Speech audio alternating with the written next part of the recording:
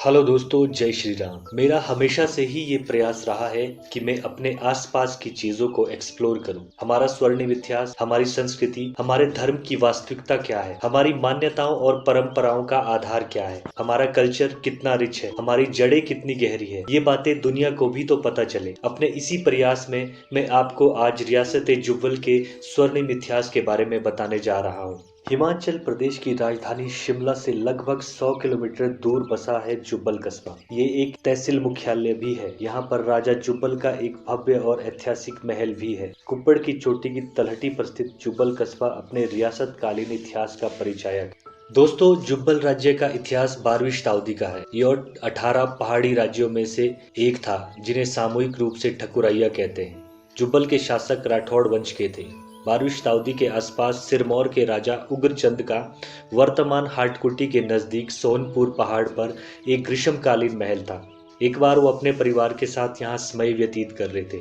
उसी समय अचानक उन्हें वापस जाना पड़ा क्योंकि गिरी नदी में बाढ़ आ गई थी और उनकी राजधानी बाढ़ में बह गई थी। इस प्रकार उन्होंने सिरमौर राज्य की अपनी पैतृक संपत्ति हमेशा के लिए खो दी थी। जाने से पहले उन्होंने अपने 3 पुत्रों और रानी को हाटकोटी के एक प्रतिष्ठित ब्राह्मण वीर भाट के संरक्षण में छोड़ दिया। इन 3 पुत्रों में सबसे बड़े पुत्र करणचंद ने जुब्बल राज्य की नींव रखी। दूसरे पुत्र मूलचंद ने सारी राज्य की स्थापना की और तीसरे पुत्र दुनीचंद ने रावीगढ़ की स्थापना की। राजा करणचंद का शासनकाल 1527 से लेकर 1558 तक रहा। पुरोहित के पट्टे की सूची और राजा भगत चंद के बनाई हुई सूची के अनुसार राजा करणचंद से लेकर 1946 तक 18 राजाओं के नाम मिलते हैं, जिनमें से करणचंद, अमरचंद, अम्बूचंद, कीर्तिचंद, भागचंद, नारायणचंद, रूपचंद, टेकचंद, नातरचंद, गौरचंद, जोगचंद, हुकुमचंद, पारसचंद, पूरणचंद, करमचंद,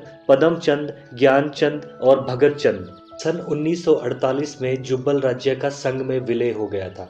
जुब्बल राज्य की स्थापना 1800 ईस्वी के आसपास हुई।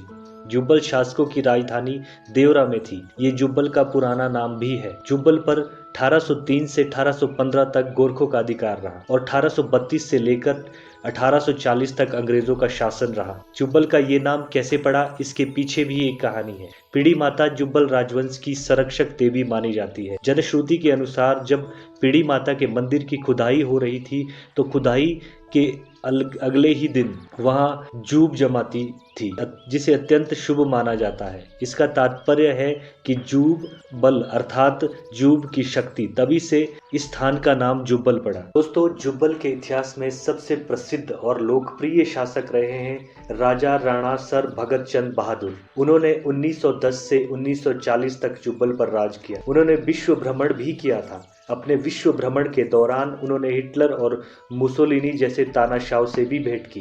जुब्बल का शीश महल 1919-20 में इन्हीं के शासनकाल में बनाया गया था। वर्ष 1935 में वर्तमान महल का निर्माण भी इन्हीं ने करवाया था। 1924 में पानी से बिजली का उत्पादन का कार्य भी इनके शासनकाल में ही हुआ। पूरे उत्तर भारत के लिए ये एक बहुत बड़ी उपलब्धि थी। उन्होंने स्कूल भवन, तहसील कार्यालय, वन विभाग कार्यालय और औषधालय समेत कई भवनों का निर्माण भी करवाया था। दोस्तों, राजा भगत चंद को विकास का मसीहा भी कहा जाता है। उन्होंने अपने राज्य में शिक्षा और स्वास्थ्य की सुविधाओं को मुफ्त किया था। उनकी सोच इतनी एडवांस थी कि यदि उन्हें एक देवदार वृक्ष की आवश्यकता होती थी तो वो उसे काटने से पहले 5 वृक्ष लगवा देते थे ताकि आने वाली पीढ़ियों को वृक्षों का लाभ मिलता रहे। दोस्तों, उनकी नवीन सोच और जनता की भलाई के लिए किए गए उनके कार्यों की वजह से वे जुब्बल के महान शासकों में गिने जाते हैं। वर्तमान में श्री जोगिंद्र चंद जुब्बल राज परिवार के उत्तराधिकारी है, जो चौपाल विधानसभा क्षेत्र के विधायक भी रह चुके हैं। तो दोस्तों, ये था रियासत जुब्बल का स्वर्णिम इतिहास। मेरा प्रयास सिर्फ लोगों को उनके स्वर्णिम इतिहास से परिचित करवाना था। अगर किसी भी संदर्भ में मुझसे कोई भी गलती हुई हो तो मुझे माफ़ कर दीजिएगा। अगर वीडियो पसंद आए तो प्लीज़ लाइक, शेयर और कमेंट करें। चैनल को सब्सक्राइब भी करें ताकि आपको ऐसी वीडियो देखने के लिए मिलती रहे। धन्यवाद। जय श्री राम।